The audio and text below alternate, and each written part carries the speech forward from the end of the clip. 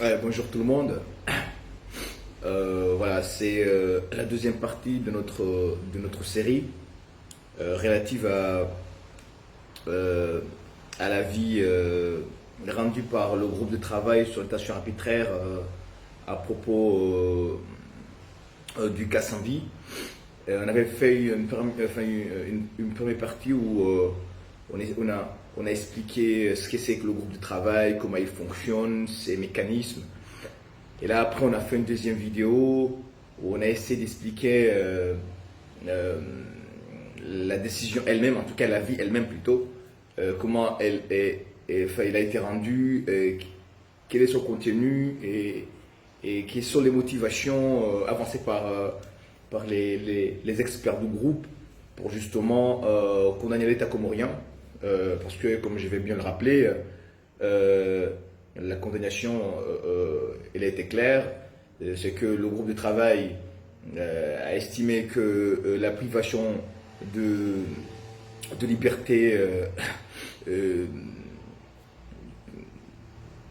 dont faisait l'objet l'ancien président Sambi était qualifiée par le groupe comme étant une détention, et pas seulement une détention, mais une détention qualifiée d'arbitraire, et qu'à ce titre, le groupe de travail a demandé l'État comorien de se conformer par rapport à ces textes aux conventions internationales, mais également ils ont recommandé à ce qu'une enquête soit ouverte contre les personnes qui ont diligenté cette détention.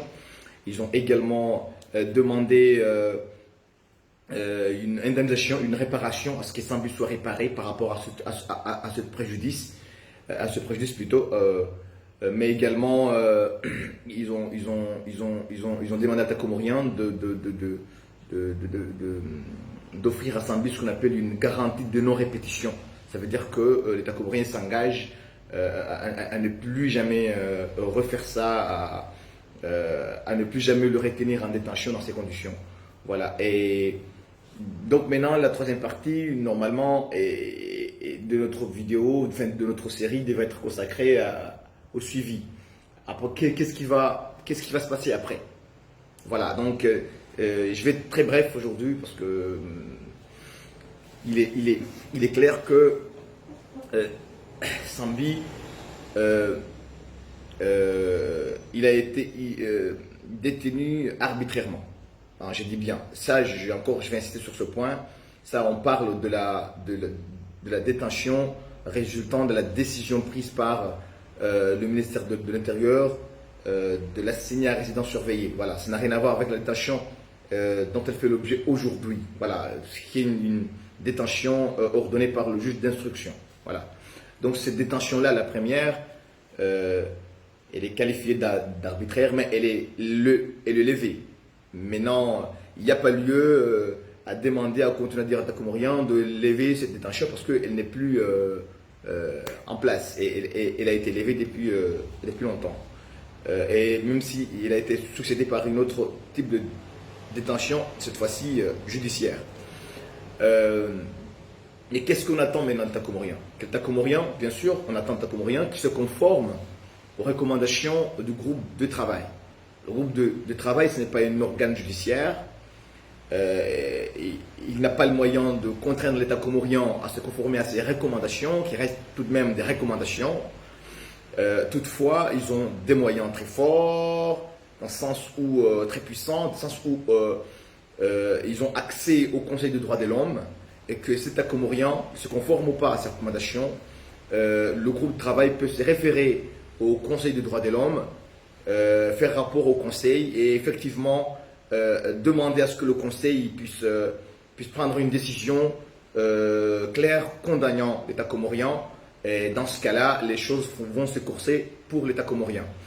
Il y a aussi une autre possibilité offerte aujourd'hui au groupe de travail. C'est tenant compte de tous ces éléments. Parce que si vous avez bien suivi nos deux vidéos, et surtout si vous avez pris le temps de lire l'avis en question, vous verrez très bien que cette histoire de détention, elle s'est produite dans un contexte politique très mouvant. C'est-à-dire, contexte politique qui n'est pas propice pour un vrai débat politique. En fait, le contexte en soi tel qu'il a été tracé par le groupe de travail montre clairement que au-delà de la détention, mais il y a d'autres libertés fondamentales qui sont également bafouées aujourd'hui aux Comores par rapport au contexte politique.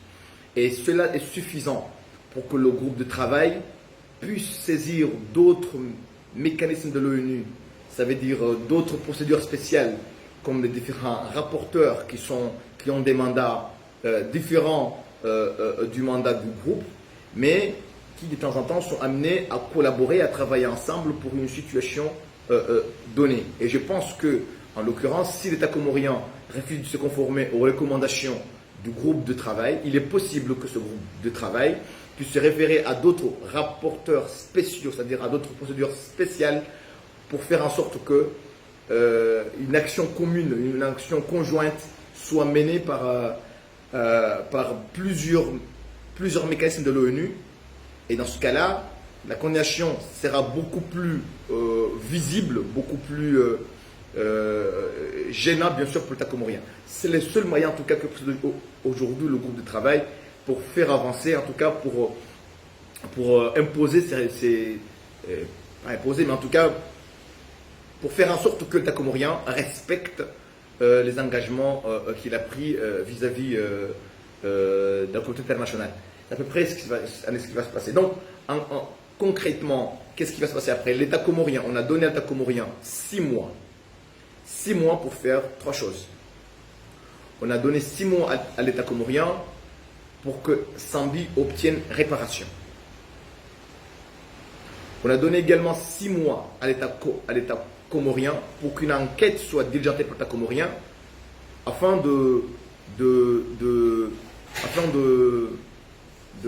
d'identifier les responsables de cette détention, ceux qui ont ordonné la détention arbitraire de Sambi.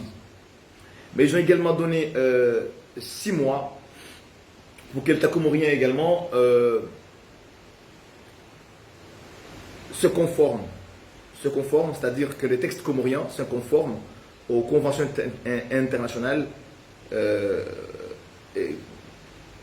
telles que la Déclaration universelle des droits de l'homme, mais d'autres également.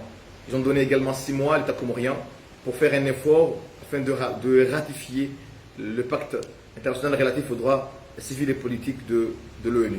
Donc, en gros, ces 6 mois-là, on commence à courir depuis décembre, parce que la décision a été rendue en novembre 2018. Il a été notifié aux Comores en décembre 2018.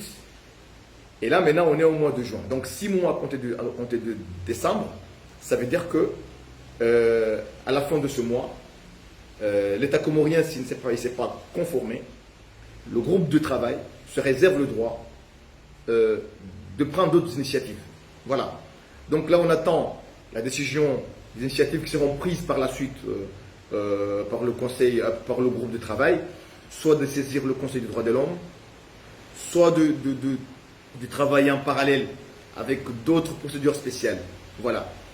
Mais ils attendent d'abord que l'État comorien leur fasse signe, en tout cas leur dise clairement ce qu'ils ont pris comme disposition par rapport aux recommandations.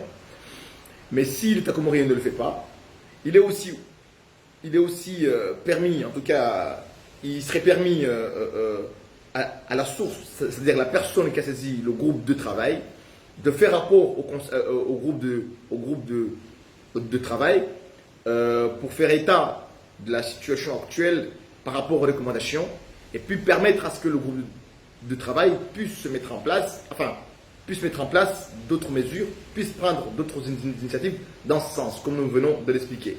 Donc, c'est à peu près ce qui va se passer. Donc là, maintenant, pour être terre à terre, les 6 mois vont expirer à la fin du mois de juin, de ce mois de juin. Si pendant ce mois de juin, l'État comorien ne fait rien par rapport à ces recommandations, la source, c'est-à-dire la personne qui a saisi le groupe de travail au nom de Sambi pourra revenir vers le groupe de travail et demander, lui expliquer, enfin faire rapport sur le fait qu'il n'y a pas eu suivi par rapport aux recommandations faites par le groupe, et le groupe pourra par la suite prendre les dispositions qui s'imposeront en fonction des circonstances. Donc c'est à peu près comment les choses vont se dérouler.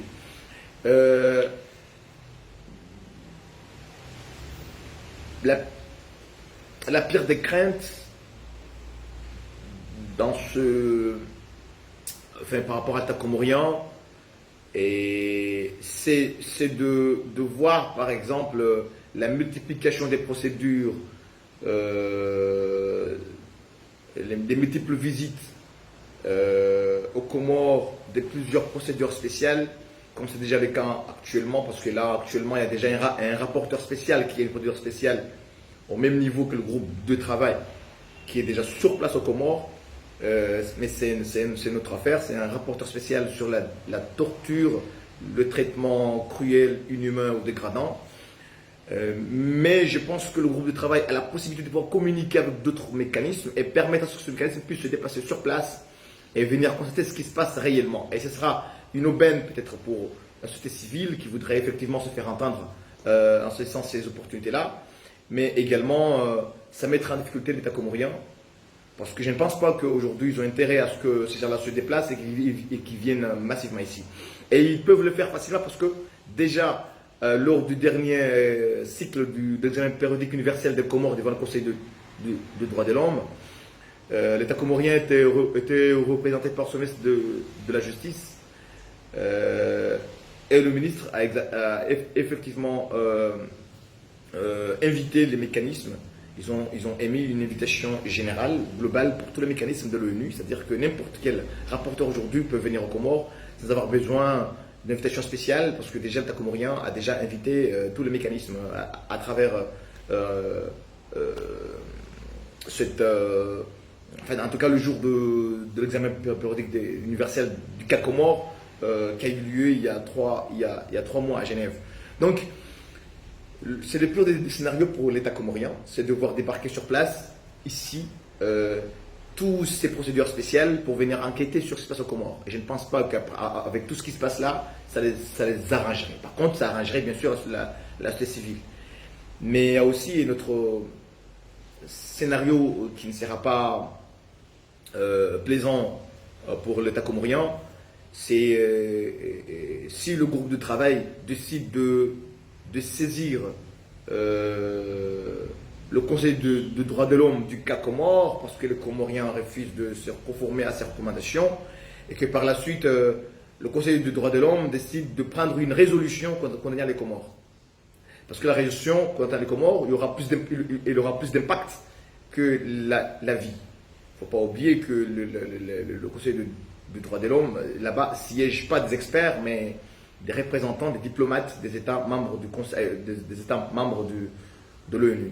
Donc ça aura plus d'impact parce que ça veut dire que le problème passera de technique et deviendra un problème politique. Voilà. Donc c'est ce qui pourrait aussi se produire, c'est aussi un des scénarios envisageables pour le groupe de travail. Mais également, un autre problème, c'est que une fois saisi le Conseil des droits de l'homme, il peut prendre une résolution condamnant les Comores, mais il peut aussi prendre d'autres décisions qui seront peut-être plus difficiles pour les Comoriens, enfin pour l'État comorien, pas pour les Comoriens, mais pour l'État comorien, le régime en place actuellement aux Comores. Par exemple, le Conseil des droits de l'homme peut décider effectivement d'envoyer une mission, par une résolution, ordonner la mise en place d'une mission spéciale, et qui pour cette fois, elle ne sera pas une mission des rapporteurs comme c'est le cas aujourd'hui avec le rapporteur qui est sur place, mais ce sera une mission mandatée par le Conseil des droits de l'homme et ce sera un mandat qui sera taillé sur mesure en fonction des problèmes qui seront signalés au Conseil. Il mettra en place un mandat et demander par exemple à ce qu'une commission d'enquête puisse se déplacer et se rendre aux Comores. Je ne sais pas encore si la source, en tout cas ceux qui travaillent pour les cas Comores, ils ont les moyens pour diriger le conseil vers ce scénario. Mais dans ce cas-là, ce sera quelque chose de bénéfique pour la société civile, parce que ça permettra de démontrer au monde entier que le régime en place actuellement aux Comores est un régime qui bafoue délibérément les libertés fondamentales et les droits humains. Donc le Conseil des droits de l'homme, une fois saisi, il peut prendre une résolution condamnant les Comores, comme il peut décider de créer un rapporteur spécial pour les Comores. Ça veut dire on va nous mettre dans la même liste que la Corée du Nord, que la Syrie, parce que c'est actuellement, à ma connaissance, les deux pays, enfin, c'est un des deux pays actuellement qui pose trop de problèmes au Conseil des droits de l'homme. Ces deux pays font partie des principaux pays aujourd'hui qui posent problème au Conseil des droits de l'homme et qui a poussé ce dernier, enfin en tout cas, à carrément désigner un rapporteur spécial pour le pays. C'est un rapporteur qui va s'occuper de toutes les violations, quelle que soit leur nature, dans le pays en question. Donc, et là, ça va pas être, ça va pas du tout plaire aux sociétés comoriennes, enfin en place, parce qu'effectivement, ça va faire en sorte que ça fera des Comores en tout cas un pays qui ne respecte pas les droits de l'homme et qui sera pointé du doigt par toute la communauté internationale comme étant un pays qui viole de façon flagrante les libertés fondamentales, et il sera considéré comme la Corée du Nord et d'autres pays. Voilà, donc ce sont des conséquences qui peuvent découler de l'inaction de l'État comorien dans le délai de 6 mois qui, comme je l'ai bien dit depuis le début, expirera à la fin de ce mois de juin 2019. Voilà en gros ce que j'avais à dire aujourd'hui, et je vais m'arrêter là aujourd'hui. Ça va être une vidéo très brève et très courte, et il reste une 4e vidéo qui sera en vérité pas vraiment une vidéo, mais ça va être un live qu'on va essayer de mener ensemble pour expliquer globalement ce qui s'est passé. On va faire un petit résumé de ce qui s'est passé, un petit résumé de 3 premières vidéos. Et ensuite, on va permettre aux gens de poser des questions et on va essayer de répondre dans la mesure du possible. Voilà, et je vous remercie. Bye bye les amis.